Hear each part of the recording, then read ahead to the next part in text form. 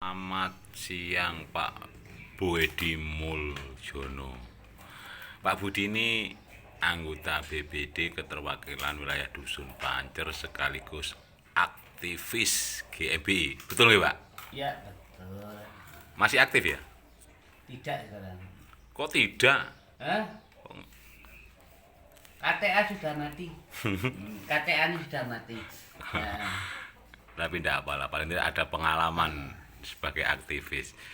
Gini Pak Budi, saya minta Pak penjelasan Pak Budi menyikapi isu-isu belakangan ini terkait dengan aktivitas di Salaan yang menuai protes sebagian dari warga masyarakat Dusun Pancer. Seperti apa sudut pandang Pak Budi Mulyono? dari sudut pandang yang mana yang ditanyakan? Terserah sampai memandangnya dari sudut mana, dari pihak masyarakat dulu mungkin. Kalau dari sudut pandang masyarakat terkait penolakan, karena selama ini perusahaan belum pernah bersosialisasi terkait maunya ada aktivitas perluasan tambang. Yang kedua, belum ada perjanjian resmi karena selama ini hanya sekedar janji. Perjanjian dengan siapa maksudnya? Janji-janji secara lisan yang tidak bisa dipertanggungjawabkan. Kalau ada perjanjian di atas kertas, kita menuntut enak. Kalau hanya ini nanti tak kasih biar masyarakatnya sejahtera, tingkat kesejahteraannya sampai di mana itu kan belum ada kejelasan. Dan banyak janji-janji yang sudah diutarakan oleh perusahaan ke masyarakat, walaupun bukan hanya di wilayah sini, di wilayah di lingkar tambang pun masih banyak. Seperti di desa Sanggaran juga ada. Sampai di jalan-jalan ada tertulis korban janji itu. Yang buat janji itu siapa? Untuk mempertanyakan kan nggak ada, karena yang membuka dulu, konsultannya yang dulu kan sudah pergi. Perusahaan kan hanya tinggal menyikapi, tinggal melaksanakan proses produksi saja. Kalau ada surat perjanjian, apabila terjadi penurunan potensi alam yang ada di wilayah kami, kalau siapa yang menuntut, itu harus jelas. Kalau dari warga masyarakat Pancer sendiri, menurut Pak Budi sampai dengan saat ini antara pro dan kontra itu seperti apa? Kalau terkait pro dan kontra, terkait adanya aktivitas di PT BSI, masyarakat tidak mempermasalahkan aktivitas yang ada di Tumbang itu. Silakan dihabiskan karena sudah jadi objek. Dan yang belum saja jangan diperluas, gitu saja permintaan dari warga. Sebagian warga atau semuanya? Sebagian ya? Sebagian warga. Karena apa? Karena walaupun mereka yang sudah bekerja di PT BSI, yang bekerja di Tumbang Pitu pun, dia masih di masyarakat di sini masih tetap tolak tambang untuk Salaan. Padahal mereka juga masih bekerja di sana. Dan itu bisa dibuktikan. Itu ya. Iya. Tapi gini Pak Budi, ini sharing aja gitu. Ya. Kayak perusahaan sendiri ingin melakukan kegiatan di Salaan, berarti kan sudah melengkapi dengan izin-izinnya. Sama seperti saya kalau Ya. bilang masalah Jadi izin, menurut sama. Pak Budi ketika dalam posisi di tengah, jadi kalau misalnya masyarakat yang salah kan ya harus diluruskan, kalau perusahaan yang salah mengambil kebijakan juga kan harus diluruskan, dikritisi lah begitu maksudnya. Kira-kira seperti apa solusinya? Perusahaan sendiri kekeh karena apa? Merasa sudah punya izin. Ya betul. Iya kan? Perusahaan, masyarakat menolak karena khawatir terjadi penurunan apa tadi? Potensi alam yang ada di wilayah. Nah itu, menurut Pak Budi solusinya seperti apa supaya tidak saling merugikan? Setidaknya pemerintah itu turun tangan bersosialisasi ke masyarakat terkait izin yang diberikan ke perusahaan atau pengusaha yang lain, yang seperti terjadi di jalan kabupaten ya, yang sesuai dengan SK-nya kan jalan kabupaten yang ada di dusun Siler Baru, desa Siler Baru dari Lowi sampai Sumbermulyo itu kan jalan kabupaten. Iya. Sedangkan dari perusahaan sendiri sudah mempunyai surat izin untuk melintas. Konsekuensinya yang memberikan izin apabila jalan itu rusak, siapa yang akan membangun? Masyarakat kan belum tahu. Jadinya akhirnya masyarakat yang dibenturkan. Nah, jadi kita tidak mau masyarakat itu dibenturkan lagi oleh aturan pemerintah dan perusahaan. Seharusnya pemerintah itu turun tangan, memberikan sosialisasi terkait izin, konsekuensi izin yang diberikan ke perusahaan tersebut. Jadi masyarakat itu tidak sedikit-sedikit demo ke perusahaan, sedangkan perusahaan sudah mendapatkan izin. Bukan saya itu membela perusahaan atau membela pemerintah, karena saya posisi di tengah. Ataupun saya duduk di tengah-tengah sebagai masyarakat. Apalagi saya pribadi bertempat tinggal di lingkar tambangnya. Apabila mendapatkan potensi penurunan alam yang ada di sini, ke siapa saya harus menuntut? Sekarang kondisi dusun Pancer dari yang sudah ada seperti air yang ada di wilayah kami, airnya kan tawar. Apabila nanti air jadi berubah asin, terus debit air yang ada di sumur jadi tidak ada ataupun kekeringan dan sebagainya, ke siapa kami harus menuntut? Kan ada itu cadangan air laut. Apa masyarakat Disterilkan. suruh minum air laut? Disterilkan. Nah, itu siapa yang menyeterikan? Sedangkan sebelum adanya aktivitas tambang, kami enak tanpa harus reka-reka menyeterikan air laut. Ini sudah enak, kenapa kita rubah-rubah? Kita bicara realitas saja kan gitu. Oke. Lebih ke ini Pak Budi. Iya. Seandainya Pak Budi ini di posisi perusahaan, kira-kira langkah yang semestinya diambil itu seperti apa? Kalau saya sebagai perusahaan, ibarat saya Ibarat yang di punya posisi sampean lah. perusahaan. Iya. Sebelum saya melakukan aktivitas tambang, setidaknya karena dia hanya menggandeng pemerintah, kita tinggal pemerintah. Pemerintahnya, Pak, saya mau ingin nambang gini. Bapak mengizinkan. Bagaimana dengan rakyat Bapak? Mengizinkan enggak? Setuju enggak? Apabila terjadi begini-begini, Bapak siap enggak?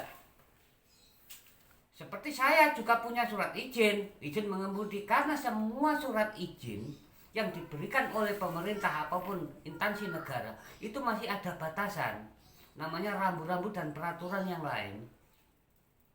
Kalau orang membilang saya sudah punya izin, sama saya juga punya izin, namanya izin mengemudi, namanya SIM. Itu pun tidak bebas saya melakukan mengemudi kok, masih ada batasan namanya rambu-rambu. Sedangkan di wilayah kami banyak rambu-rambunya. Daerah rawan bencana, jalur evakuasi tsunami. Sedangkan kalau di atas sana sudah ditambang, dikemanakan masyarakat ini? Sedangkan jalur evakuasinya saja belum ada. Hanya diarahkan ke sana. Tempat aman sementaranya juga belum ada.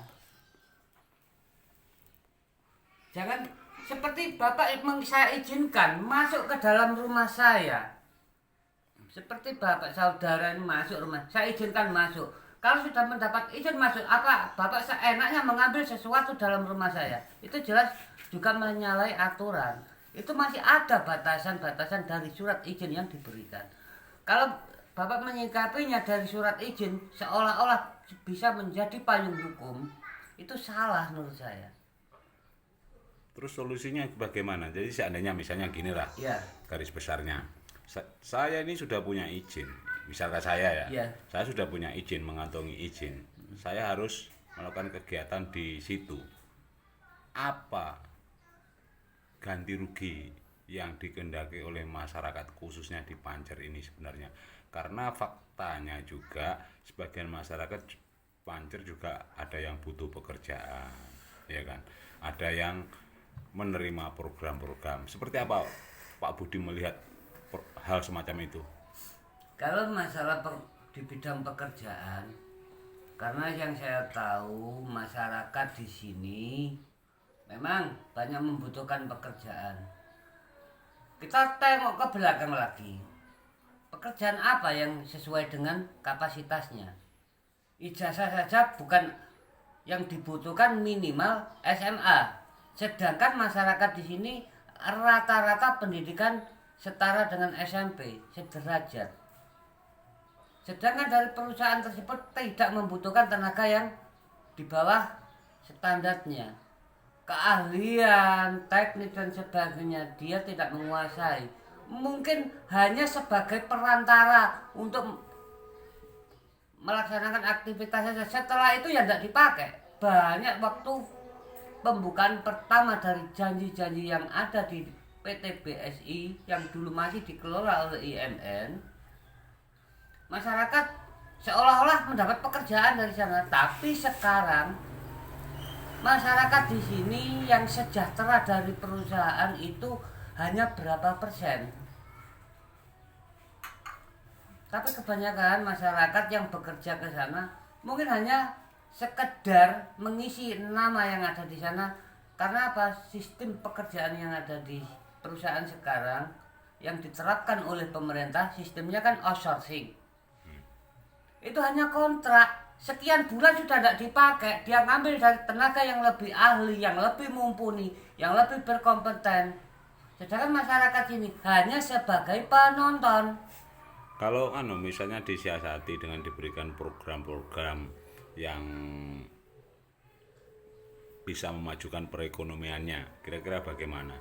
Program pemberdayaan lah gitu. Menurut Karena Pak Budi selama bagaimana? ini setiap program yang saya pantau ya, setiap program yang diterapkan di wilayah kami, terutama di Dusun Pancer, ini walaupun berita ini bisa langsung disampaikan ke direksinya, ataupun saya secara pribadi bisa dipertemukan kalau pernyataan saya ini salah. Selama ini banyak program tanpa ada pendampingan. Siapa yang diberi program tersebut, kapasitasnya sebagai apa dia di masyarakat, sejauh mana rekam jejaknya dia dalam melaksanakan program tersebut, belum ada sama sekali. Suatu misal kemarin yang sampai viral itu terkait kue itu, sampai viral, sampai orang sak Kabupaten Banyuwangi mendengar. Kapasitasnya orang yang menangani kue itu memang ahlinya di bidang kue apa tidak? Orang yang menangani lampu jalan, kompetennya sampai di mana? Itu yang lampu jalan. Baru berapa hari sudah banyak yang mati. Jangka panjangnya gimana? Pendampingannya yang ahlinya itu belum ada. Hanya program, ini program untuk pemberdayaan sudah seperti kita mengasihkan makan ayam, dimakan situ, enggak dimakan ya situ. Ayo sama pikir kembali.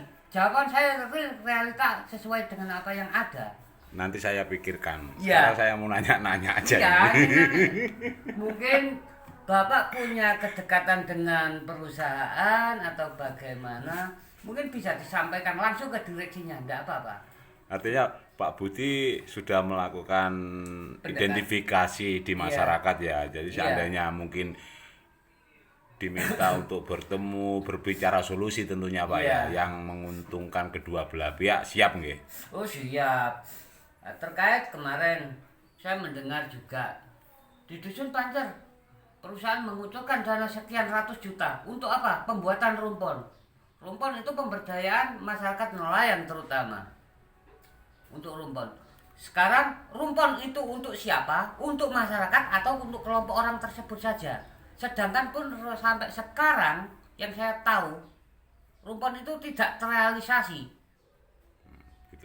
Rumpon tidak terrealisasi dan pertanggungjawaban dari perusahaan dan dari yang penerima program tersebut itu kan tidak ada penyampaian di masyarakat. Tidak ada. Tapi kayaknya program-program dari perusahaan untuk warga masyarakat Pancer banyak Pak. Ya banyak. Yang saya tahu memang banyak terutama sekali, yang berkaitan dengan objek wisata, supportnya juga luar biasa ya. Iya betul. Ya, ada nggak kelemahannya di situ? Banyak sekali.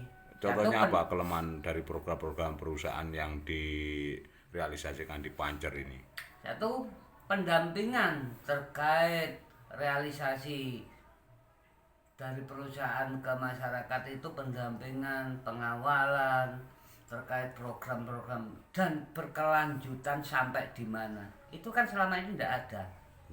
Seperti Bapak lihat baru berapa hari ini ada program untuk penerapan lampu jalan.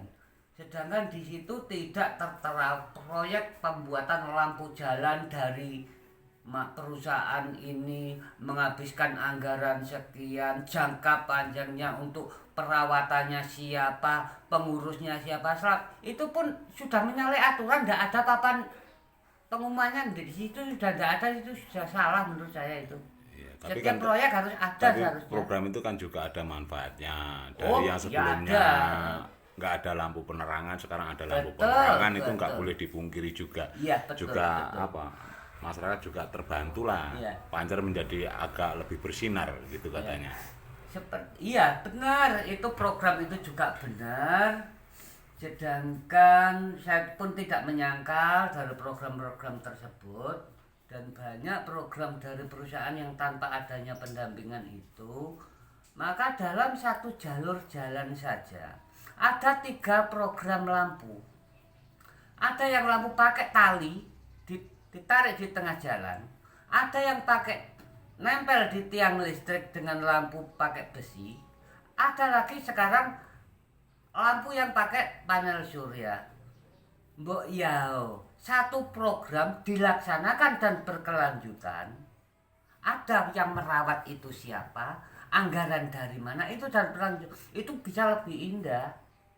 Bukan hanya satu jalur ada 3 program lampu. Setiap orang bisa bikin program, atau hanya sekedar mengeluarkan anggaran saja, penyerapan anggaran ke masyarakat. Itu indikasi saya ke situ, hanya penyerapan anggaran supaya bisa terrealisasi ke masyarakat. Sedangkan di masyarakat sendiri saya lihat ini seperti hanya sekedar memberikan uang, melaksanakan program dari perusahaan. Sedangkan untuk jangka panjangnya seperti apa, yang merawat siapa, nanti anggaran dari mana, itu selama ini kan belum ada. Intinya Ya, sejauh ini hasil identifikasi Pak Budi terkait dengan rencana perusahaan untuk memperluas kegiatan pertambangan kesalahan, hambatannya bagaimana gitu? Masih ada penolakan atau bagaimana? masih ada. Berapa persennya dari masyarakat 50%. Pancer? Kalau dari masyarakat Pancer minimalnya ya, minimal 50%. 50% ya. Ya, minimal 50%. Karena apa saya bilang begitu? Karena mereka yang menerima program, mereka yang menerima dari perusahaan dalam satu lingkup di lingkar tambang sini, di masyarakat Pancer sendiri, dan dia menyepakati itu tidak melebihi 50%. Gitu ya. Iya. Ini saya dengar Pak Budi ini orangnya sangat pemberani, nggak takut sama setan, nggak takut apa. Sebetulnya apa yang saya main takuti Pak Budi? Hanya marning peyek itu saya takut nih. Seperti bapak kue seperti ini menakuti saya ini, terus terang ya.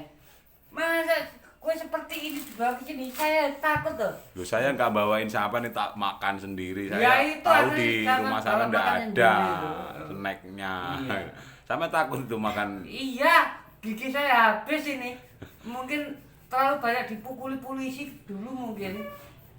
Jadi yang paling ditakuti itu makan yang kayak gitu ya, iya, marning. betul. Oke. Oke. Terima kasih untuk penjelasannya Pak Budi Mulyono. Iya, terima kasih juga atas kunjungannya Bapak Bayu dan rekan-rekannya. Iya.